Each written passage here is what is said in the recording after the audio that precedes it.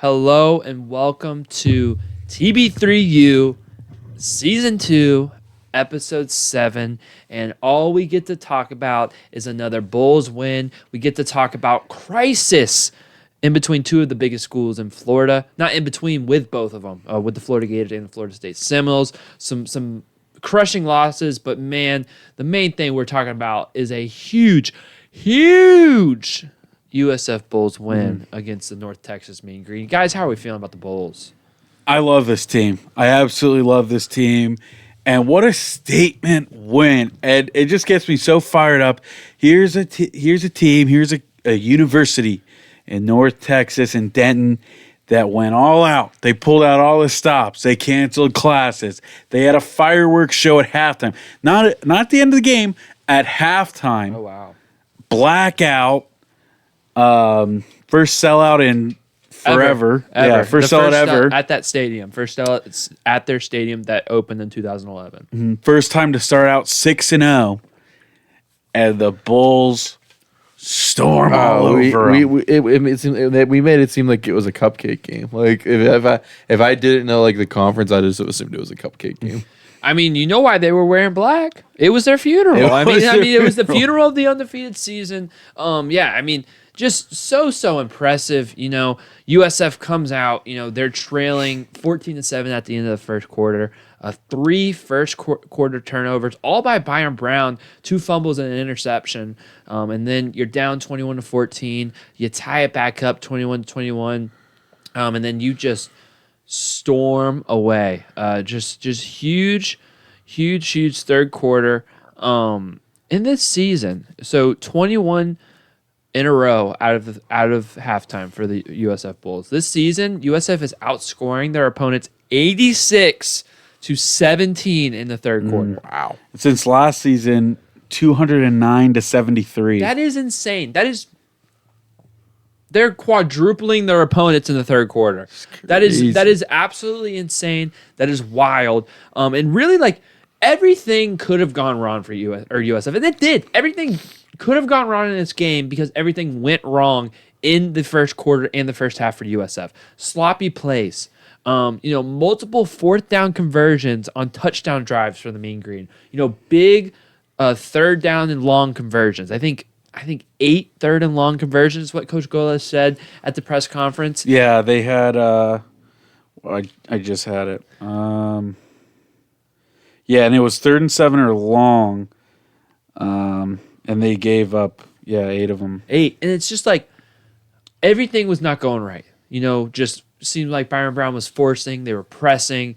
Some unlucky things happened. Some bounces, a missed pickup on a blitz. Everything, and they were losing. And so they made some huge plays. Jalen Schuler made a huge play to intercept that football. A huge play on special teams to the muff punt, the recovery. Now 5 out of 6 games this season, USF has forced a turnover or scored a touchdown on the special teams play. And just, it really could have gone wrong. This really could have been a story of USF with so much hype, with so much expectation, just again failing to meet the mark. And this team just keeps meeting the mark. Yeah, I think, what stood out to me is really the only thing that can stop this offense in the American is themselves. Yep. And that's really been the case. You look at, start the first quarter of this game, 7 turnovers in the 5 quarters between Charlotte and North Texas. And that's really what hurt them is themselves just making dumb mistakes. And, it even frustrated Goles so much. He said in his presser this week, BS. It's BS that they're putting the ball on the ground so much. And you look at them, I think you got to tip your hat to North Texas. That was a pretty timely blitz there. Just came in scot-free, but got to hold on to that ball. You can't make silly mistakes like the handoff mishap and then the interception. Goles talked about too that it was a learning moment for Keyshawn Singleton. You got to fight for the ball. Even if he said if you get a offensive pass interference, he could care less.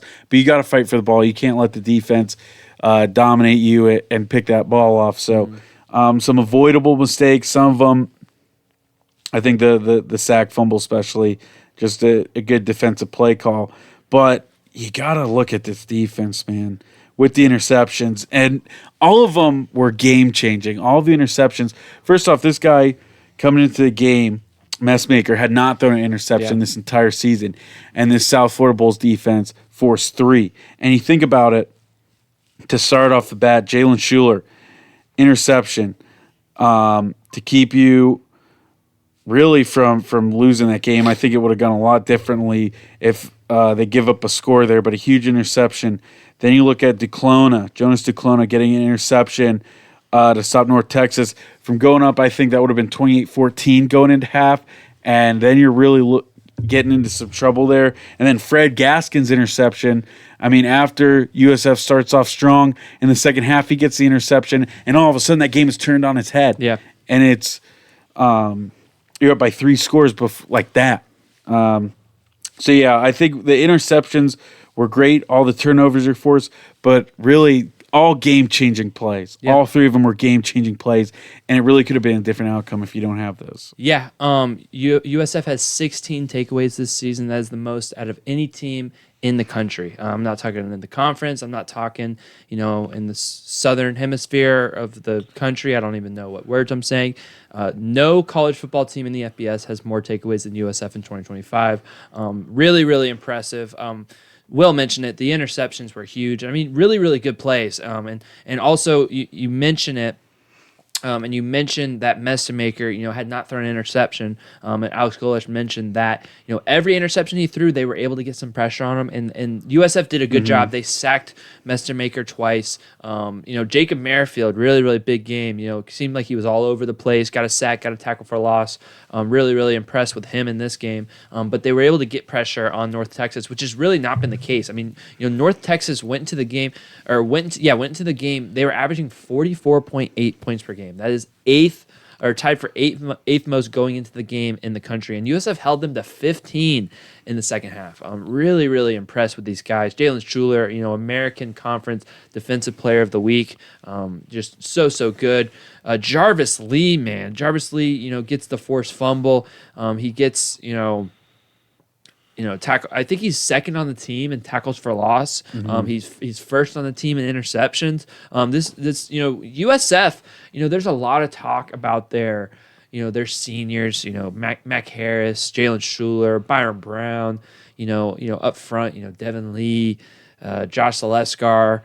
These guys are experienced and they're really, really good. But man, you gotta look at this young Bulls secondary. I mean, Bobo Chenault, Jarvis Lee, Fred Gaskin. I know Tavin Ward is an experienced, Deshaun Rucker, but those 3 guys, man, those guys are elite players. Those are not really your typical group of 5 talents. Fred Gaskin was a 4-star recruit. Jarvis Lee is really, really good. I mean, I don't know if you watched the press conference. That dude walked up, dude. That dude's delts are insane. He is very, very impressive. And I've been really impressed with this Bulls defense. Not just the Schulers and the Mac Harrises, but the guys around him have been really, really good. Yeah, Jarvis Lee, what an incredible player.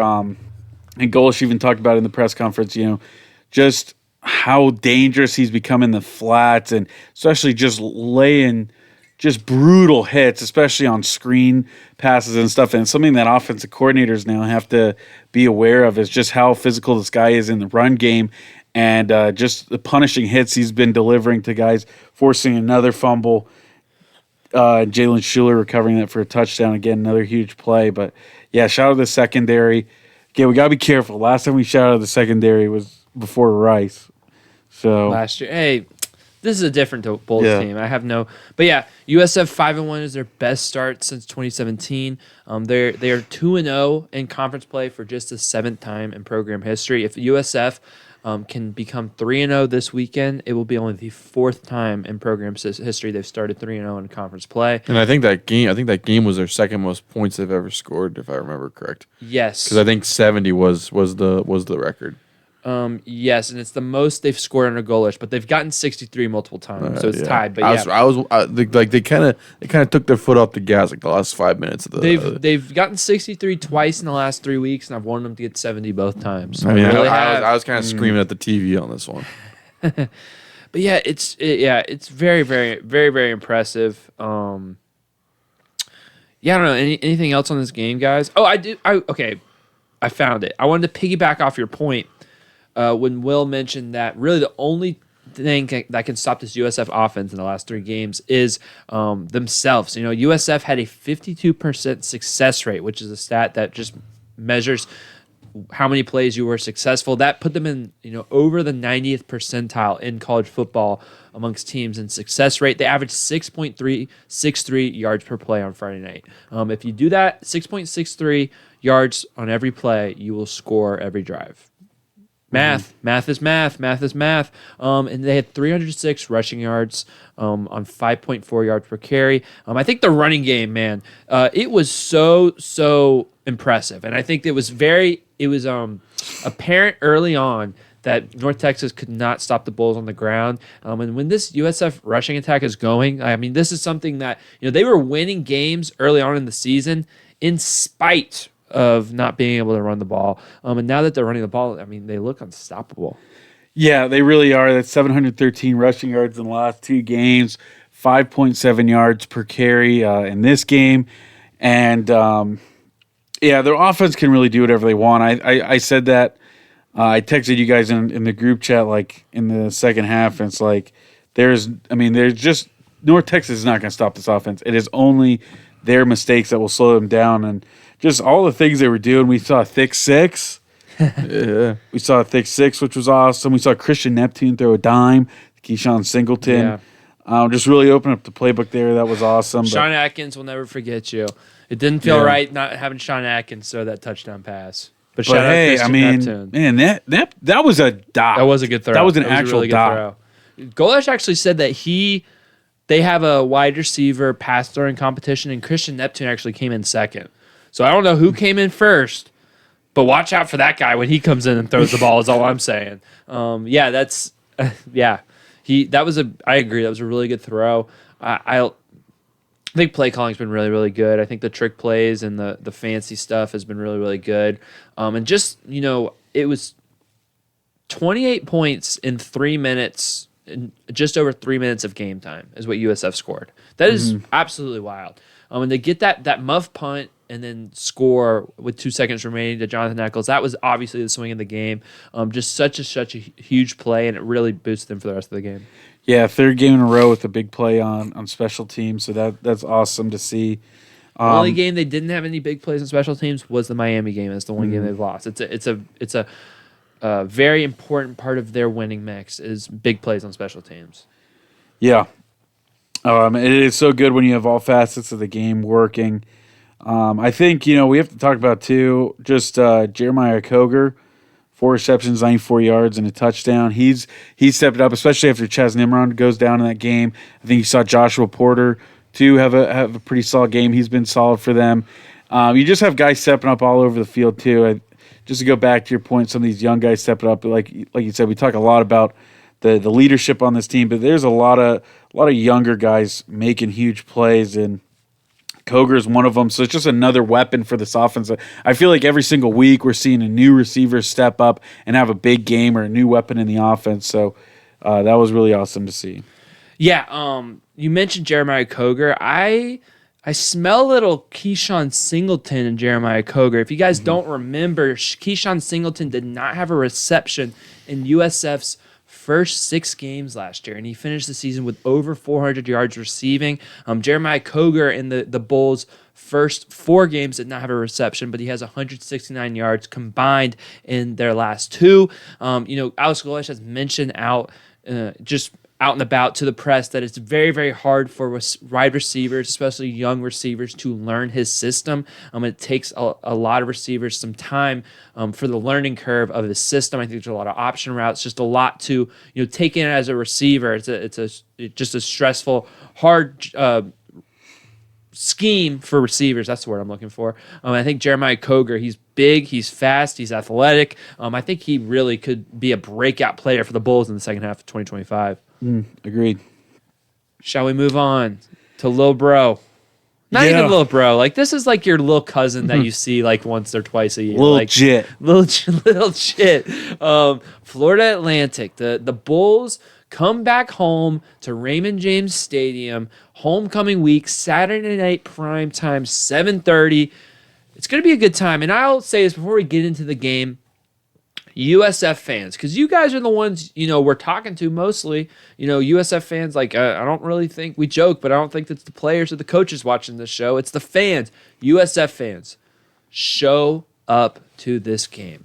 There's been a lot of talk about, conference realignment. There's a lot of talk about, transfers, about Alex Golesh, whether he's staying, leaving. That's just the natural, discussions that come with being a Group of 5 team and a successful Group of 5 team. However, if you are USF fans and you want this team to start, profiling towards being a Power 4 team, if you want us to start this team to, keep this coaching staff, keep this core for next year, do all the things that, a higher level team does, it starts with you. It starts with you, and it starts with you showing up to a Saturday night homecoming game in Raymond James Stadium. The stadium should be full. This is the 19th ranked South Florida Bulls. They are 5-1. They are well on their way to one of, if not the best seasons in school history. You better sell out and pack out this stadium. It is imperative for USF Bulls fans to show up this game. Mm-hmm. Yeah, pack Ray J. Yeah. That'd be awesome. Yeah, the third time in a row that this game between these two teams has been on the homecoming, and both times the away team won. Man, that. Hey, do you want to shake my hand? You want to shake my? No, I don't. He gave him like a slap. He sunned him, but he's not even there anymore. You got first-year head coach. A lot of first-year head coaches that the Bulls are playing in the American, and this is another one. This is Zach Kitley. He was a former offensive coordinator and quarterback coach from Texas Tech. He worked with a pretty big name there, Patrick Mahomes. Yeah, but he worked with a bigger name at Western Kentucky. He worked with Bailey Zappi. He did work He was with Bailey the play Zappi as caller well, for Bailey Zappi's record-setting year, most yards and most touchdowns in FBS history. I saw him. You saw him live in person? I saw him play Michigan State. Wow. And he was putting up numbers, but their defense was terrible. But he was throwing it all over Michigan State's heads. It's pretty crazy. But yeah, and he's also the youngest coach in the FBS. So yeah. And just like, Bailey Zappi and, his system at Western Kentucky, FAU likes to throw the ball around. They like to throw the ball around. They are, leading the conference in passing yards, passing attempts, and what's the other one? Completions? I don't even know. Yeah, I got it here. I mean, they're not only My laptop died. they are second in the country in passing attempts. Yeah. Caden Veltkamp, the quarterback, redshirt junior, he is the leader in completions per game at 27.3. He leads the American Conference in passing yards, passing touchdowns, passing yards per game, and as a whole, they lead in total offense. And what really sticks out to me is their receivers, man. I think they got a lot of good receivers. It starts with number 0, Assad Wassam. He has 370 yards, 5 touchdowns, but they got speedsters all over. Jayshon Platt, Easton Messer. And it's funny, too, is he threw a touchdown pass against UAB in their game. Easton Messer did? Yeah. He's leading the conference in receiving yards. He's the only 506 yards. Yeah, the only American player over 500 yards in 2025. Yeah. You did a little advanced scouting this week, didn't you? Here's the thing. And I this is a statement for all the Bulls listening here is there's local media here. There's a local radio station, and these guys don't care about the Bulls as much as we do. They don't. We have put our heart and soul to South Florida Bulls since we started this thing. I think that was our number one thing, is to promote South Florida, to be the biggest fans and supporters of the South Florida Bulls. And that's our mission. Everybody else, nobody cares about them like we do. And I was there in Boca Raton to do some advanced scouting. I was there at the game. That's how much I'm dedicated to the South Florida Bulls and this opponent. That's awesome, may or may not have been May or may Hey, not have man. been family weekend. Take it. You don't gotta admit to anything. But hey, no, seriously. And if we get more support, in this channel, I'll go to every game. If I had the money, if I had the time, we just need your support. I will go to every game, road, all this and that, But I was there. Thankfully, I was there. One thing that really stood out to me is their on-campus stadium, and it got me excited for South Florida. It is such a blessing that we're going to have an on-campus stadium for South Florida in the future. And seeing Florida Atlantics, it was pretty cool. Right there on campus, they have a pretty cool setup. You got your dorms, and then you kind of have like one main walkway, classes on each side, and then bam, there's the stadium. Terrible service though. Let me get this out because it made me so mad, right? Like, I go to the game and I want a glizzy. I want a glizzy or two. I want some food, right? And they have a really cool setup. They have like a big open concourse with like tables and chairs, and anybody can sit up there. And so you can get your food right there and still see the field.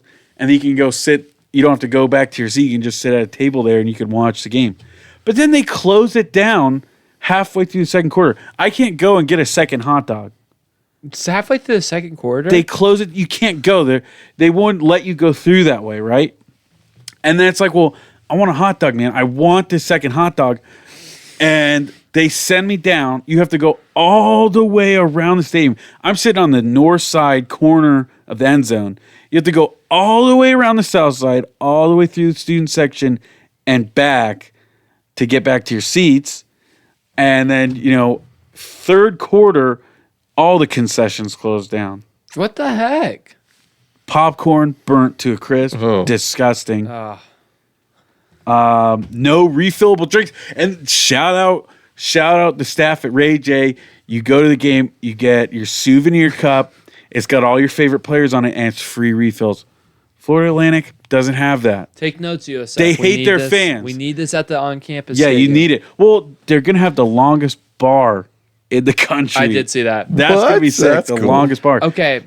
But getting back to the game. Wait. One thing. Oh. I have a tangent question. Who do you think is more likely to have Publix as their sponsor for their stadium? Ooh, this is a The good Rays question. or the Bulls? I'm going Bulls because I think that naming rights fee is going to be a lot cheaper. Yeah, and Publix is already kind of in the mix with the Bulls. I'm going to go Yeah, with didn't they USF. have the thing on the sideline? Yeah. Yeah. That's sad, but that's a great question. Everyone thinks about Publix Park, but I think it might be Publix Field. Oh, yeah. think it might be- The public spark's too on the nose. Yeah, I don't know. But you go back to the game. Sorry. Yeah, but that's really what stuck out to me though is Caden Veldkamp, quick release. He's got a really good arm, kind of like Messmaker, man. I see a lot of similarities with them, getting the ball out quick, accurate, and they're going to attack you in the air. They're going to do it, and they saw on film some of the success that North Texas had against you. So it's really going to be on this defense to step it up, shut down the pass game, get some pressure on them because, again, one thing that this offensive line is very good at is keeping Veldkamp upright. I think they've only allowed one sack per game. They're among the top of the nation for that. And yeah, they're pretty big in size. They have the biggest offensive line combined in the American. They average what, 6'6" and around 315 pounds a pop. So they're pretty big. So it's going to be on this defensive front. You got to get pressure on Veldkamp, and you got to shut down anything especially their running back, Caden Shields Dutton. He's pretty aggressive. He's good at breaking tackles. He's a physical running back. So it's going to be on this defensive line to really attack their offense, which has kind of been their strength. And it has been very good this year. Yeah, and I think, FAU kind of got off to a pretty lackluster start. 1-3, some big losses to Maryland, to Memphis, but they're coming off back-to-back wins. UAB, Rice, some big wins. They're back to 500. They're 2-1 in the conference. So they're riding, a high of momentum. But I will say, Caden, it's Veldstamp, right? Veldkamp. Veldkamp. Yep, Caden Veldkamp. For some reason I keep mixing it up. Veldkamp. He leads the conference in a lot of passing stats, but there's another passing stat he leads the conference in and the country in, and that's interceptions. 9 interceptions on the season, and we already mentioned, what USF does with, opponents and how many takeaways they get.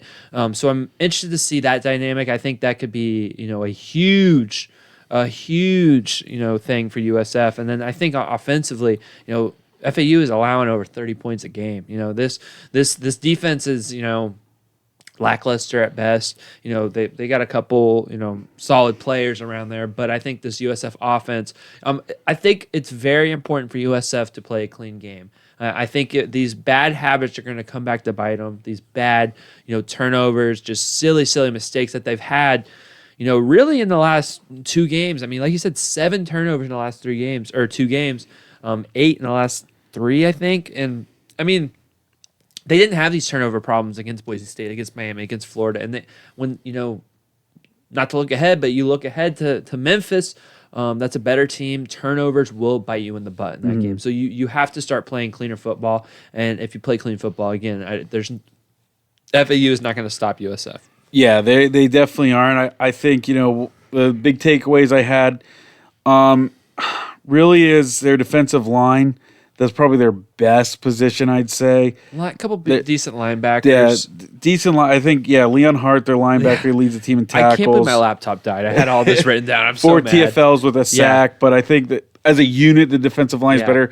Because they got transfers all across the board. They're a pretty new team again, first-year head coach, getting a lot of his guys in there. But the real solid part has been that defense with their age and the veterans out there. They're big at causing TFLs. They got a lot of TFLs on the team. I think they had 5 sacks last week, is what I'm recalling. So I think again that could be they are playing like. Again, we can look at the stats from when they got, blown out by Maryland or when they got blown out by Memphis, but they've been playing a lot better ball. But I mean, even with Memphis, they were hanging around with them.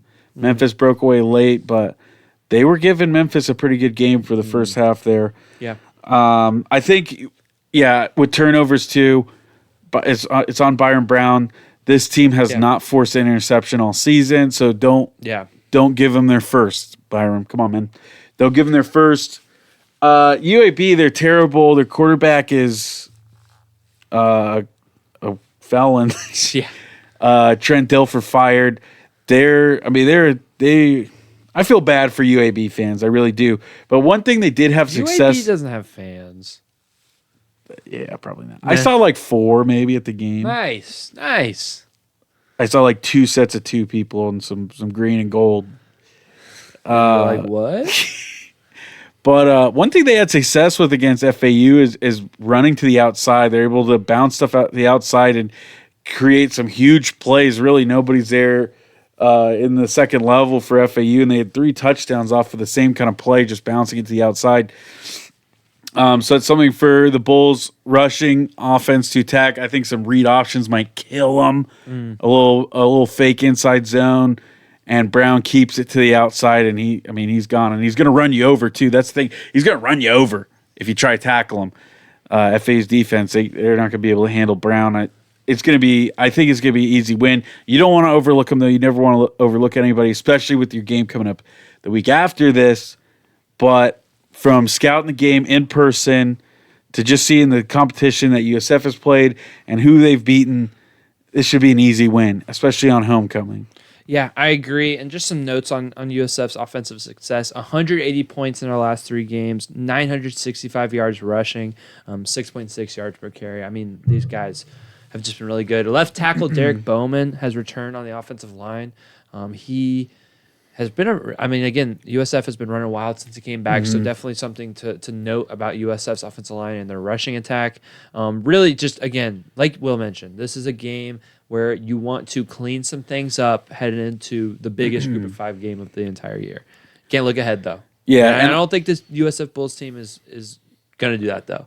No, I don't think so. And I give a lot of credit to their offense. It is pretty impressive. It's Kitley, he's an offensive guru. So I'm really looking to see how this Bulls defense attacks them. And I think, You kind of got exposed a little bit in the first half against North Texas. You gave up a lot of big plays, 54-yard screen pass.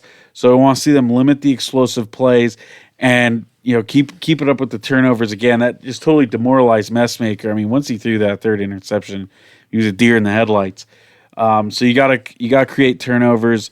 You gotta just beat the will out of these guys. This is your rival still. I hate to say it, this is your rival. It won't ever be the same as a war on I-4, but these are your rivals, and you gotta let them know. You gotta let them know with a huge win on homecoming. Yep. So USF, we could play this game. USF is, what's the line? What's the line looking like for this game? Something I over think it's 20. 21. I think it was 21 and a half last time I looked. Sorry, my phone is just lagging. 21 and a half USF. Do they cover? Yes. I think they cover as well. Yes. Yep. Seems a little too low. I think it's a little bit too low as well. But then, we set that up at the Charlotte line, and they hit that right on the dot. It was pretty crazy. I just thought it was too much. But, I expect that game to go a little differently because, it was just really sloppy by South Florida. I just expect them to be up by a lot, and then, you put some of the bench guys in, and then maybe Charlotte gets some late scores. I didn't expect it. They were definitely covering the spread. Definitely. Anyways, we wanted to finish strong. I think you wanted to cover the spread. A little bit of both. A little bit of both. Saturday night, 7:30, ESPNU. Be there. Get to the game. It's a great time. Get to the game. We'll be there. We'll be there. All right. Moving on. The current Sunshine State runner-up from 2024, the Florida State Seminoles. 384 game days since a conference win, my friend. What's going on Man, over it there? keeps getting worse. Yeah, that happens when you go 2-10. That happens when you go 2-10. I just think I said it against Virginia, and it's the same thing with Pitt. I'm not going to be quick to blame Norvell. I just think this Tony White defense is just horrendous, man. It's just absolutely horrendous. You shouldn't score 38 on the road and lose. You shouldn't score 31 at home and lose. And just from the start, Pitt knew they could do whatever they wanted. They knew, even with the freshman quarterback, even with Mason Heinzel,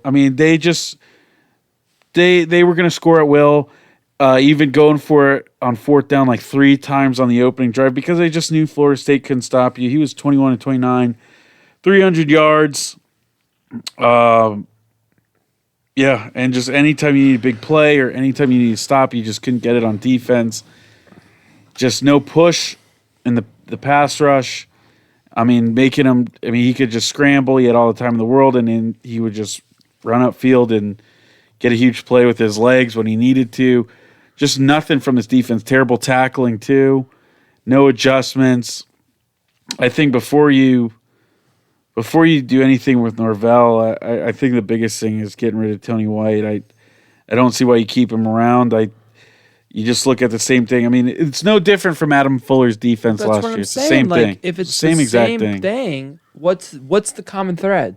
And I think the common thread is FSU does not play with urgency when they're playing against conference opponents. They walk in, they don't have enough urgency. They don't treat opponents in the ACC like they should because they have not proven, other than 1 year, that they can handle ACC opponents. That's true, but you still lost that year to Wake Forest and NC State. So it's not Wake like Forest had Sam Hartman. no, and NC State was good. I'm not saying that those were bad losses. I'm just saying you haven't proven that you can just roll over and beat an ACC team other than 1 year where you kind of put it all together in the last 10. Well, good. I don't know. I would still say 2 years. Anyways, point being, Mike Norvell has continually just not gotten these guys up, and for FSU, this was a must-win game. This was a game you could not lose. You could not, lose 3 conference games in a row. You could not lose 3 games in a row. This is a team you should beat. I think, Mason Heinzel, he's a good quarterback. But again, and I think the defensive schemes were bad. But more importantly, I really think there was just a lot of poor effort, poor execution from FSU players on the field. I mean, I look at some of the tackling. The tackling has just been atrocious for the last three weeks for FSU, and I think at a point you have to look at the coach and look at the identity of this team and look at the way that they recruit and the players they're bringing in. And I think but they had a top 20 class this year after going 2-10. But those do those look like top 20 players? Do those look like elite athletes? I mean, they don't. Well, I mean, the guys they had have stepped up. I mean, you look at the Desir twins have looked really good on the defensive line. Kevin Wynn, after he came back from injury, he's looked really good. I mean, you got guys there, Jaden Boggs on offense. But you mentioned it. No push against Pitt.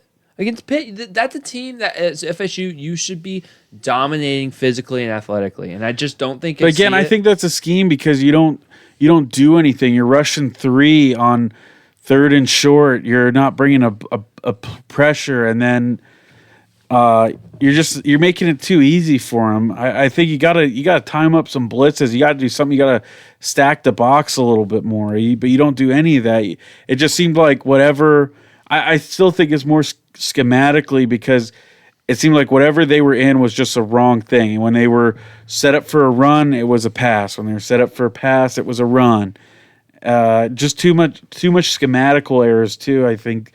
Again, I blame the defense a lot more. And you look at, the offense, again, you put up 31 points. Deuce Robinson gets hurt in your game. That's your best receiver. Squirrel White didn't play.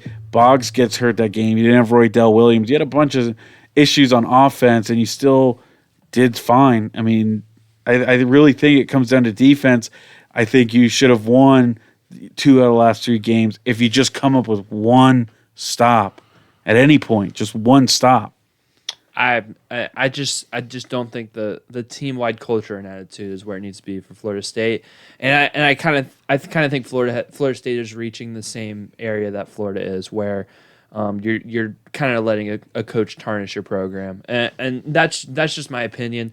I think that Mike Norvell has run his course. I mean, I saw a stat where it was, again, 2-10 skews this, but I think from 2000 to 2019, FSU had 3 3-game losing streaks in those 19 years. They've had 6 3-game losing streaks under Norvell. I understand he had the end of 2022 and the 2023 season, but other than that, it's been really, really poor from him. It's 6 years, right?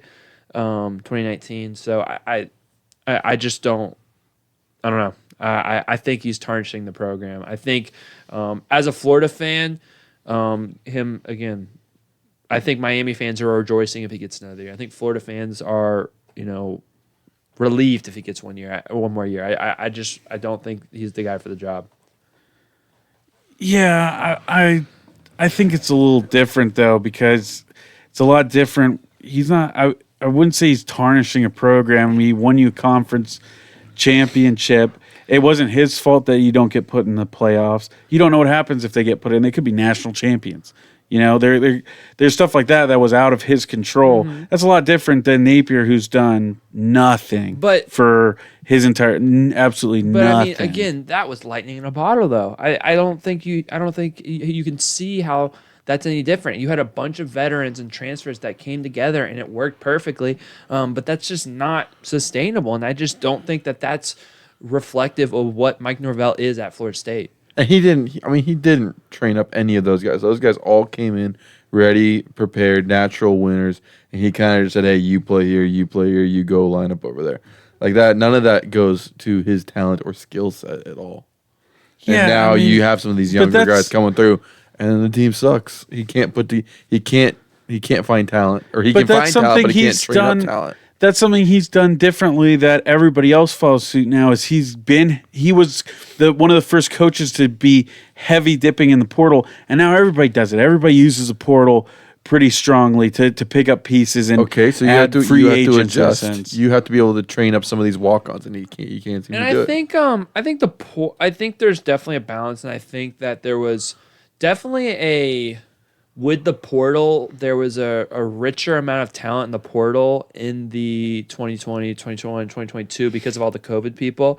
And I think you could win better just because those guys had so much more experience and they were so much older. And I think there's definitely a balance of portal recruiting where it's like you really want about 75% minimum of your roster to be high school recruits that you've developed through your program. And then you want to kind of, fill some holes here and there in the roster with portaling. And I think Mike Norvell, it's kind of been more 50-50 in the last couple of years. Like I think these have been huge transfer classes. I don't think that's the way you win. I just don't think patching Band-Aids is going to be successful for FSU. Yeah, but it's worked before, and I just think I don't know if I don't think we'll ever see what happened for 2023 with Norvell again. maybe. Which is fair. And again, I because of that year, he probably gets another year, unless he finishes like 4-8. I don't think he will. I think he probably get to a bowl game. Like again, you got Stanford coming up. Like that's by no means should you lose that game. Stanford is one of the worst Power 4 teams in the entire country in the FBS. So I think there's plenty of winnable games. And I don't think, but if you finish 3-9, 4-8, like I mean, how do you keep this guy? Yeah, I mean, I don't think that's happening though. I think the portal has still worked out. You still have players all across the board. You look at Tommy Castellanos. I mean, nobody wanted him. He got benched at Boston College, and he's able to turn this guy into, one of the most fun quarterbacks in the league. And at a time, he was a Heisman favorite. And really, his game, he's made a couple mistakes. He's thrown some interceptions, but he still carried that offense. You put a bunch of new players on that offense, and Deuce Robinson looks like one of the top receivers in the country. Squirrel White is a home run guy. He's battled with injuries, but he wasn't a big guy at Tennessee, and here he's making a name at Florida State. That running back room, a bunch of guys that kind of cast off a side, and he's turned all those guys into dominant players, and he's done that before. I mean, nobody knew Jared Verse. Nobody knew of Trey Benson, Braden Fisk. Nobody knew who those guys were, and he's developed them into NFL players. Jermaine Johnson gets in trouble at Georgia. He's at a JUCO, and then all of a sudden he's a first-round pick for the Jets because he has a good season with Florida State. So you can talk about developing freshmen, but he's still doing it with the transfer guys. They're still getting better. These guys, it's not like you're trying to bring in the top guys across country. You're still turning around different players' careers and setting them up for success, and they're having better seasons at Florida State than they were at their previous destinations. So, I mean, fair. I don't know. I think he will get another year, but I don't necessarily think he should. But again, who else? I mean, who are you going to get? Who would be a better fit than Mike Norvell at Florida State? Who would be a better fit? I mean, I think there's some better coaches.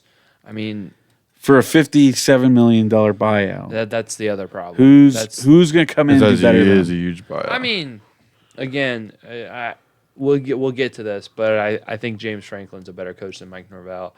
He hasn't won anything. I think Lane Kiffin is probably currently a better coach than hasn't won anything. I mean, if they could do enough to get goalish, like Mike Norvell really hasn't won anything either. I mean, we conference championship. He has more than all three. He's more than Napier, Franklin. Well, Napier Kiffin. sucks. I'm not. I mean, yeah. And again, this is a team that should have been in the playoffs. Franklin has a conference championship. For Penn State. Yep. That was the year they were 2-loss. They beat Ohio State with that block kick. They beat Wisconsin. What was that 10 years ago? That was a while ago. I agree. But a Big Ten's also a different beast than the ACC. But if we get to this, they're not. They're not though. You have two good teams, and then the rest are pretty terrible. I mean, that's true for the ACC. It's the truth. It's the same. It's like zero. It's the same for every conference. So you have 2 to 3 good teams, and the rest are all beatable. It's not like you go, oh man, Purdue. They're a tough matchup.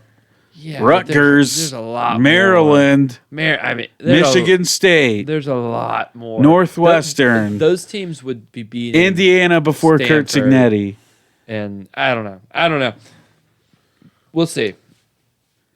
Stanford, dude, we're gonna win this game. You should. They're terrible. Should. I'm gonna say FSU wins. They have to get the monkey off their back. Yeah, it sucks. It's 10:30, so it's gonna be. It's a great way to end your night with some stress. Yeah, it's gonna be 1 a.m. local time. No. They'll lose, and then you'll say, "Jesus, I need Jimmy. I'll see you in a couple hours." No, it's 10:30 in California time, we but finished, you know your we body finished. clock. Yeah. It's going to be the middle of the night for you. No, it's It's 10:30 our time here. okay. Yeah, and then it's gonna end at like 2. Okay. So it's still for their body clock.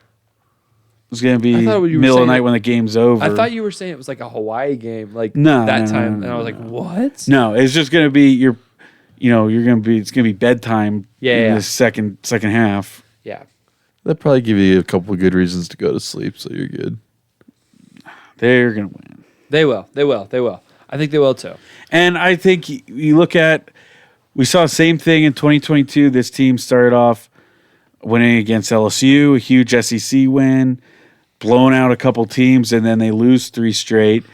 And that team racks off 6 wins and beats Oklahoma in a bowl game. So you could see the same thing happen There's the here. I mold. think it's Hey, there's the mold. I think it's just it's a little ridiculous to say he's tarnishing the program or this and that. We've seen Willie Taggart. That's ruining your program. Mike Norvell has put a trophy in your trophy case. He also put one of at the Tallahassee. worst seasons in your program's history in the books. Again, Yeah, and if we're going recency bias, it's like we're gonna have to consider that. but we one. talk about that season, and it's just he's the only one again who's had to face something like that. How do you get guys to buy in? How do you get recruits to come when you go undefeated and win your conference and you have no shot at going to the playoffs? Your season was basically meaningless, and it was really hard to get those guys to buy in. And I don't blame them for some of the struggles. And again, bad coordinators. Alex Atkins was pretty terrible. And Adam Fuller was pretty terrible too, and that's why they're both not there anymore. And you made a better choice with Gus Malzahn. He's looked brilliant. I don't know if I've been messing with what Gus has been calling. You're putting up. He is, but man, I don't know. What was it at that, like 3 pass attempts for Tommy Castellanos, and it was like midway through the 4th quarter in the second half. Like, I don't know. But your run game should be your bread and butter. That's how they're set up. I know. And you have a running quarterback. That's how they've found success. I mean, all but one game you've put up 30 or more points. You've beat probably the best team in the country, one of the best teams. Yeah, I don't know. I think he's the last couple weeks. I haven't been a fan of his game plans. I think you me just- personally. But again, What what you're more right. can you You're do? right. He did put up 30. You should win with 30. I can agree with that one. Yeah, and you're putting up 40 against Virginia. I mean, you look at the games they won in called it a good game, 2023. It wasn't like you're putting up 50, 60 on these teams to win. I mean, you didn't need that much. You only needed 24 against Pitt when you beat them in 2023. You put up 39 on Virginia Tech, and you don't need that many points to win. It was your defense that was shutting them down, and this defense clearly can't do it. You didn't do well at hiring them. You gotta move on and find somebody else. And there was question marks again before he went in. I have a pretty close friend who's a big Nebraska guy, and he was telling me some of the stuff that Tony White struggled with, and sure enough, it's the same problems here. So you made a bad decision at DC, and I think if you had a better one, you're probably 5-1. You should be 5-1 right now. You should be 5-1 with a better right defensive now. coordinator, and that's it. And then we're not talking about any of this stuff. So I'll move to Florida. I kind of just got handled by A&M. I was very impressed with A&M. Their offense was clicking. Colin Klein's a really good offensive coordinator. Their running game looked really good. Their defense was solid. Florida, in typical Billy Napier's fashion, scores on that first possession. I mean, he can drop an opening drive script with the best of them, and then he forgets. He runs about the same 4 plays for the rest of the game. Some reports coming out that Billy Napier's last game as Florida head coach will be this Saturday. I think there was a meeting with Scott Strickland and with the donors and the alumni and the NIL people. And it seems like the writing's on the wall. Win or lose against Mississippi State, I think this is probably going to be Billy Napier's last game. So the end of a journey, but definitely interesting. Definitely, I think obviously it's been one of the storylines, of the podcast of Florida football. already, but obviously once Billy Napier is officially fired, like who will replace him will be a really big storyline. John Gruden. I don't know. I'm gonna say, and I know that this is controversial. I know that he struggled to win the big game, but he also did a lot of good things, and he did a lot of things at Penn State that hasn't been done at Florida in a long time. I think James Franklin is by far the best coach in the market. I think he is the best feasible option you could get of guys who will probably leave. I think Marcus Freeman would be a slam dunk if you could pry him away from Notre Dame, but I just don't see that happening.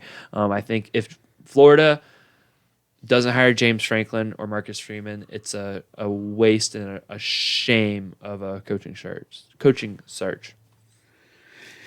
I wouldn't take James Franklin. I think he's damaged goods. And as much as I don't like Florida, there's a list of coaches. I have these group of guys where it's just they don't win big games, they don't come in clutch, and I mean I think it just comes at what do you want at Florida?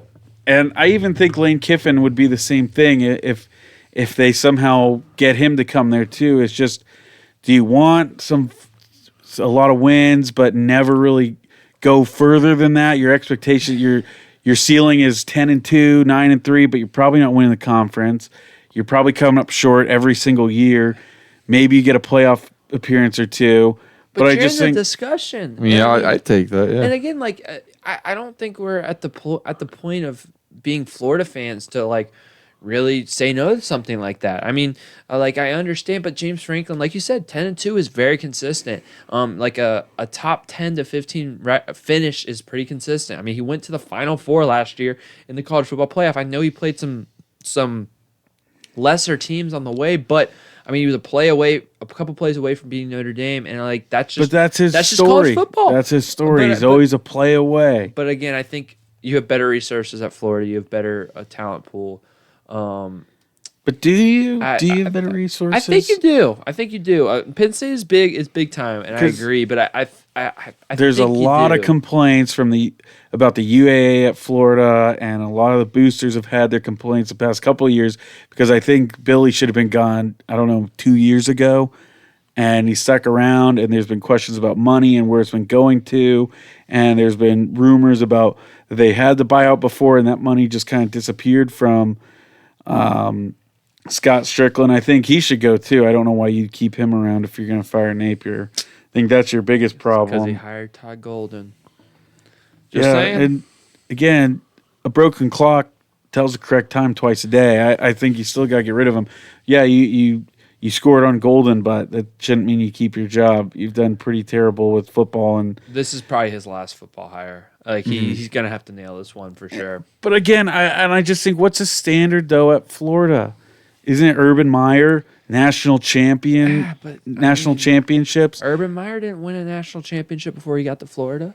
He did a really good job with Utah. Yeah, but I'm saying his standard at Florida, I thought, is a standard of this university, not. I agree. Not Dan Mullen. Dan Mullen won you games, and you guys ran him out of town. Yeah, but Dan Mullen didn't know how to run the program. But he was winning games. He was winning games. And I think James Franklin would win that many games, and probably a few more than Dan Mullen at the minimum. And I think a fresh start could be good for him. That's just my opinion. If we end up with Lane Kiffin, I'm gonna be so mad. I'm gonna be livid. But I think Lane Kiffin is the epitome of Dan Mullen. I don't think there would be anything different from the Lane Kiffin era. Maybe a little quippier, maybe a little better, maybe. But I think James Franklin and Marcus Freeman's the only way to get change around Florida. And if you're not going to get one of those guys, get a young coordinator. Get a Will Stein. Get a Ben Arbuckle. Get something like that who you truly don't know and maybe could be a huge culture change or shock. But don't get it. Again, I understand that James Franklin hasn't won the big game, but again, he has been just a couple plays away from stuff. And I understand it's happened a lot. But he has a conference championship. He has, and again, that program was not in a good spot. They had a little bit of Bill O'Brien after the Sandusky stuff, but I think James Franklin's the guy for the job. That's just me. And I don't think Lane Kiffin's the guy for the job. Cannot stress enough. Do not think Lane Kiffin's the guy for the job. Does Florida win on Billy Napier's going out party? I think so. Like that's such a Billy Napier thing. That is such a Billy Napier thing. I don't know. It's if you can quiet the noise. And I guess he's done a decent job of that. You look at last year where he should have been fired, but then he gets them locked in and they get 2 wins. I think the worst 2 wins ever. But I don't know. I mean, I think Mississippi State, they're a fun team. They're a very high scoring team. I'd say defensively, they're one of the worst in rushing defense. They're like 101st in the country, I want to say. So if you get Jaden Baugh going, you're pretty much set up for success. And I think that's the problem with Texas A&M is they shut down your run game. So that's something you have to set up in this one. Both teams, funny enough, their last game has been against Texas A&M.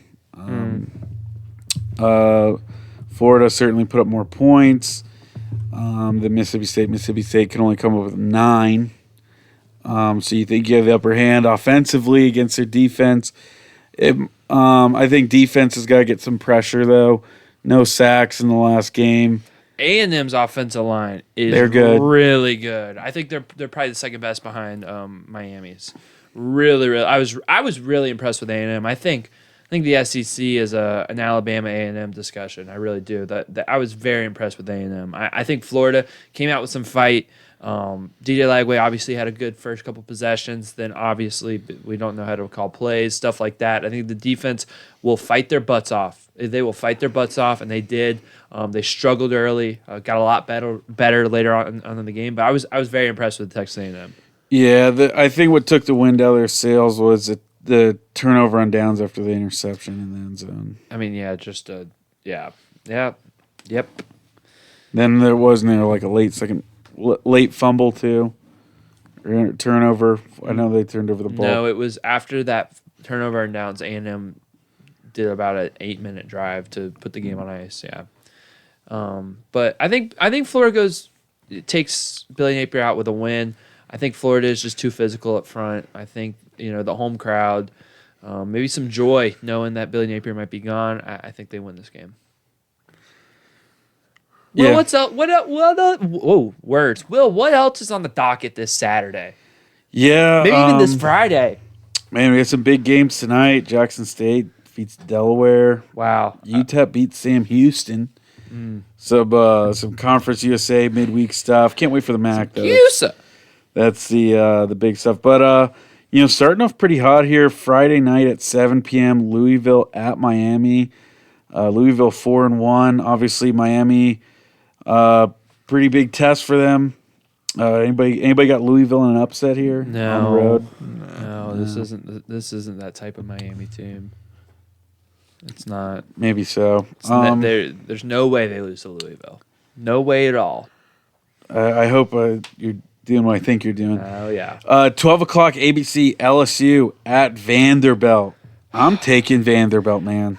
It's at Vanderbilt. It's Vanderbilt's a better team than LSU. Yeah, I'm taking Vanderbilt. Give me Vandy, man.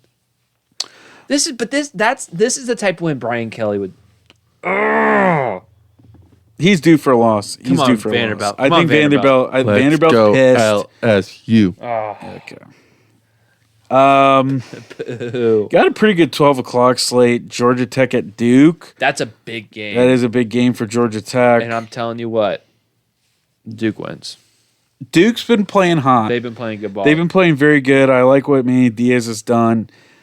Georgia Tech, it's one of those where they start off hot and then they have some sloppy losses and look bad at. It's not going to be a hostile environment in Durham, but I think I'll go Georgia Tech the safe route, but it could be an upset watch there. It's not. Hey, Duke's favored. You picked an upset. You picked an upset. What in the world? Duke's favored in this? That's crazy. Weird. Or 1.5. Washington at Michigan, also at 12. Give me Washington. I think Michigan are frauds. Fraud city. Washington can't win in the non-West Coast time zone. Give me Michigan. Michigan. As we keep plugging along here, we got Oklahoma at South Carolina. 12:45. Give me Oklahoma, I think. What happened with Oklahoma against Texas, man? They just got exposed. They've been frauds. Really? That's what I think. Mateer? Yeah, he shouldn't have come back. And He probably shouldn't have come back. But yeah, give me Oklahoma, but I think it's an ugly game, like 13-10 style. I would go Oklahoma as well. 3:30 on ABC. Number 5, Ole Miss at number 9, Georgia. Kirby Smart's gonna get the freaking win. Kirby Smart's a slime bag. Are you going to tell me that you're going to believe that he was clapping his hands when he was making that timeout? So, are you kidding me? And Jackson Arnold was in, man. Georgia is some dirt bags. The referees are scared of Kirby Smart because he has no limit, and he thinks maybe Kirby Smart's going to be on the road after the game, and maybe some of his players are going to be on the road after the game, and we don't want to get hit. And, yeah, it's ridiculous. I disdain Georgia, but they're going to beat Ole Miss because it's at home and it's Ole Miss. What if Ole Miss gets the upset here? I would be. This is the one. Ole Miss is winning. I kind of have a feeling Ole Miss wins this one. I would love that. This is kind of a fun one. 6-0 UNLV at Boise State. Battle for the Mountain West here. Dan Mullen gets exposed. Give me Boise State. Really? Yep. I actually think so too. I think Boise State wins. But UNLV's been playing very, very well. They've been playing somewhat well. Their offense has been playing well. Yeah, they let Air Force hang 40-some points on them. That's a military school, man. Yeah, they're not supposed to score 40 points. They're supposed to be playing 20 to 17 games. Let's keep going. Texas Tech at Arizona State is Tech's just a level above the Big 12. They're really is good. Leavitt healthy?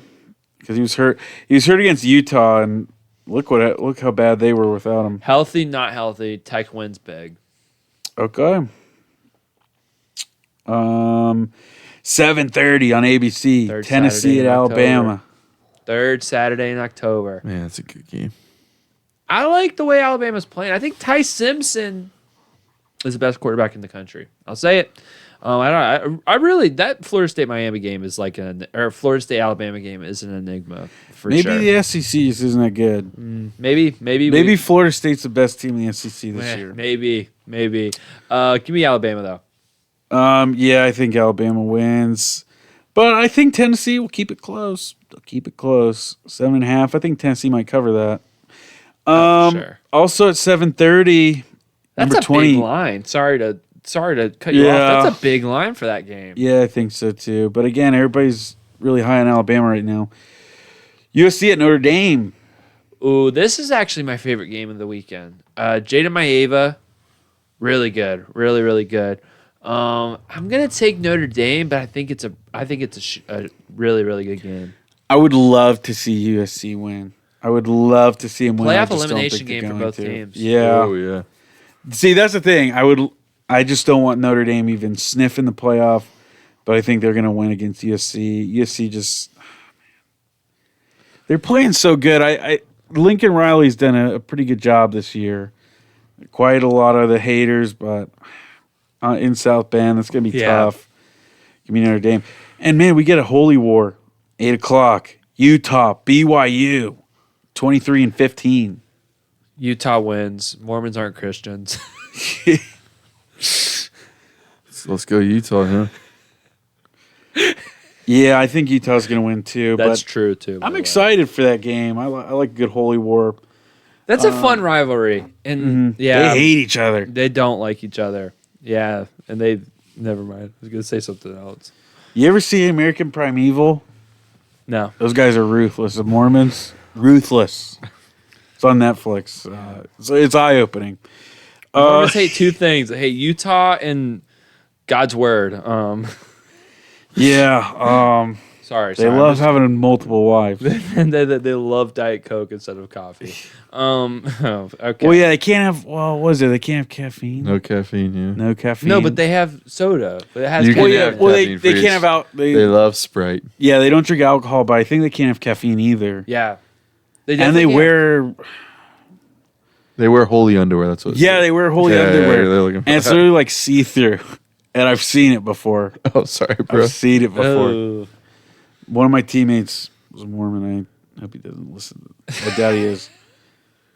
Oh, we got to stop before we get in trouble. You know, Hey, don't get me started. We're Hey, just it's speaking the a truth. good way to break the ice. It's like, Yeah. go ahead. I didn't know you listened. Yeah, all our Mormon fans are like, "Wow, I hate these guys." Wow, now. I can't I believe hate that. these guys. Man, and I hate you guys too. No, Colby, no, I don't. 10 p.m. on the CW network to end the night. 5-2, Lafayette heads to 0-7, Oregon State. Fired their coach. Give me Lafayette. Dude, Lafayette, I mean, big wins against Stonehill, Columbia. Man, lost to Princeton. That's a tough loss. That is tough. Man, I hate when Hawaii's not playing late. I just love that midnight But you game. got and turning it FSU on. late, man. You got FSU. I'm not watching. This season's about South Florida. Facts. We're going to be there till like what? Oh, we're gonna be 11:30. It's going to be late Yeah, anyway. We are going to be late. And your guys are going to be, I don't know. Anyways. Partying after a USF win and after Billy Napier gets fired on Saturday. It's going to be a good day. It's going to be a good day. But yeah, if you are here and you guys are interested in pros teams, the Buccaneers, the Lightning, check out TB3 episode 102. We talk about the Bucs, we talk about the Bolts. If you like our content, subscribe, comment down below what you think the Bulls score will be. Will they cover the spread? Will FAU shock the world and pull an upset? We want to know your thoughts. Follow us on Instagram, follow us on Twitter /X, and yeah, have a beautiful and blessed night, guys.